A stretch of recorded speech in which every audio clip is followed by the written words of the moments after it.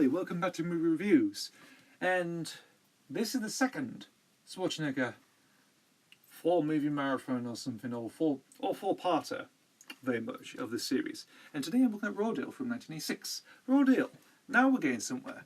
Apart from, like with Red Sonja from the previous episode of Red Sonja, which I don't have no time for whatsoever. Rodale, this is quite good. Interesting enough. So, Rodale. Probably... Now, what do you think it is? It's not a remake of the original 1945 movie. Was it 1948? It's not very much a remake. It's just a film where just has the title Rodale on. Schwarzenegger takes the lead role as a ex-FBI agent turned small-town sheriff. And obviously he gets called back into the ranks, of course, with the police department and other stuff to hunt down this mob boss or something. He's basically going around and obviously killing some of the acquaintances and accomplices that he's been worked with for a few years. And obviously he goes undercover to possibly to arrest this mob boss, and he gets taken in, but also understands the secrets and stuff as well. Yep. I think that's about it, really. And so let's go into the main crux of this movie. Probably, when you think of this movie, it's not one of his best. It's sort of a forgettable movie. It is, though. It's got a lot of good action as well. I mean, Schwarzenegger is tough as ever. You know, there's a lot of good stuff in here as well. The car chases, and there's a few car chases, about one or two in there, which are quite good, nicely directed, of course. The action scenes, of course, I mean, nice bit of use of the blood as well, which is good. Yeah, and Schwarzenegger himself is actually not bad in this movie whatsoever compared to the previous review. Obviously, I think Robert Darby is in this movie as well. Stephen Hill, I think, that is, yeah. And a few others. However, some of these casts are quite forgettable very much. Like the supporting cast, there are some good ones. I mean, the mob boss himself is quite good.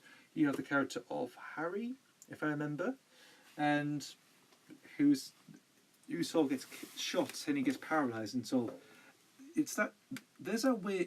Well, let me think about this. Let me just rephrase. Let's just think about that scene very much. So with Harry, it's accomplice of Kaminsky, who played by Schwarzenegger. He gets gunned down in the cemetery, and he gets shown legs, and he gets paralysed. Well, he can't walk.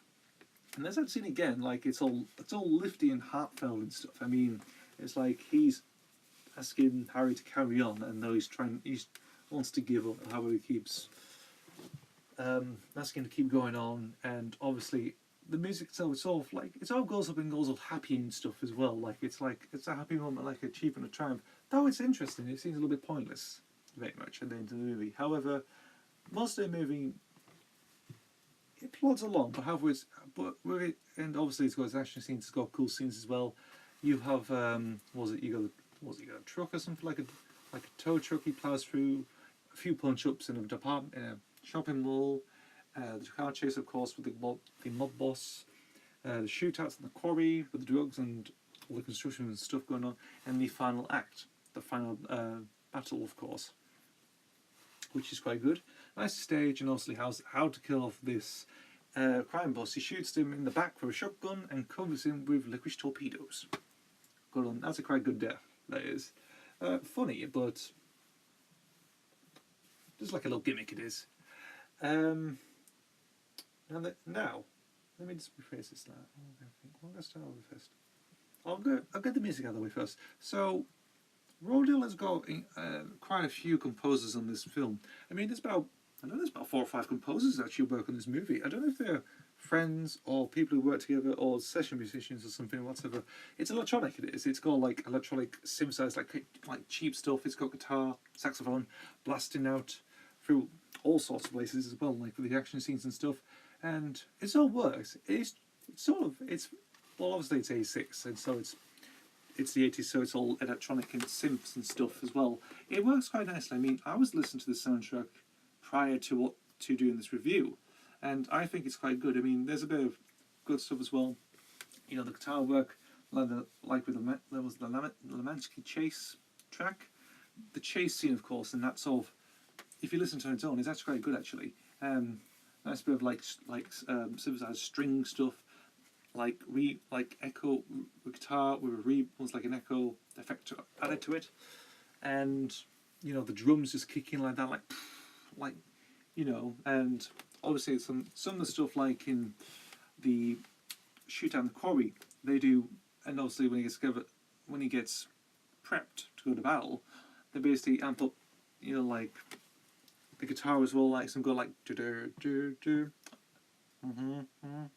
something like that on the line, and then blast out with the saxophone like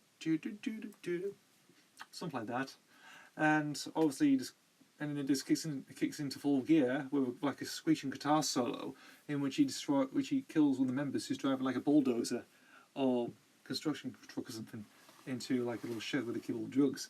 Really good stuff.